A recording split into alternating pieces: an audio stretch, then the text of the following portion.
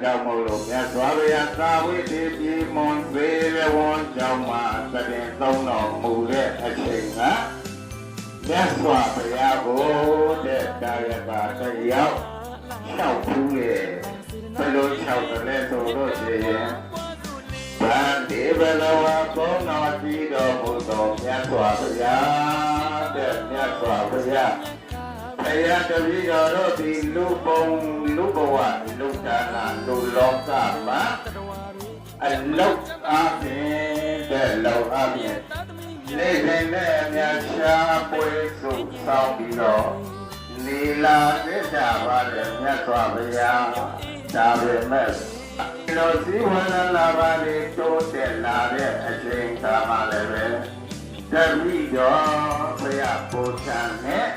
ဝါဥစ္စာချွေငွေရဏတွေကိုလည်းပဲ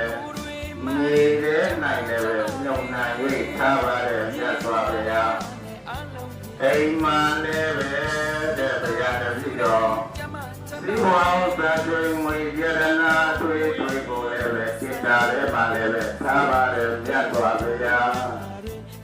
ဒါပေမဲ့လို့ဘုရားတပည့်တော်လုံးကြုံမှုဘုရားတဲ့ဒီလိုမလုံးကြုံနဲ့အတွက်လုံးကြုံတဲ့နေရာလေးများရှိရဲ့မြတ်စွာဘုရားပြပါ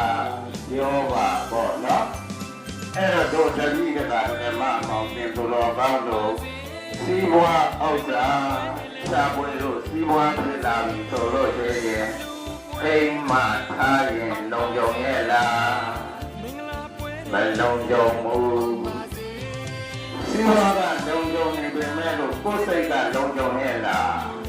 မလုံကြုံဘူးမြေတဲ့မြုပ်ထားပြန်တော့လေလုံကြုံရဲ့လား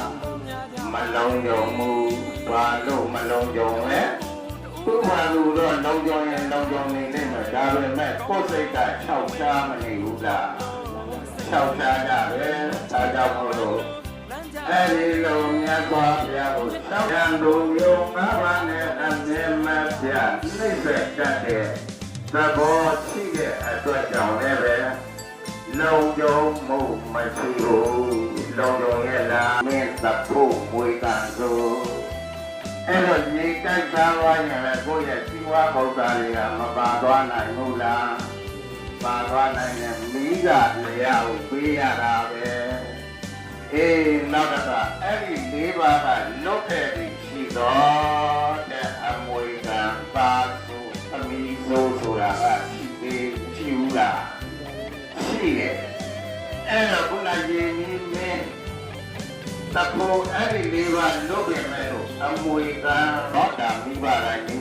အလဲအများမပါဘူးလား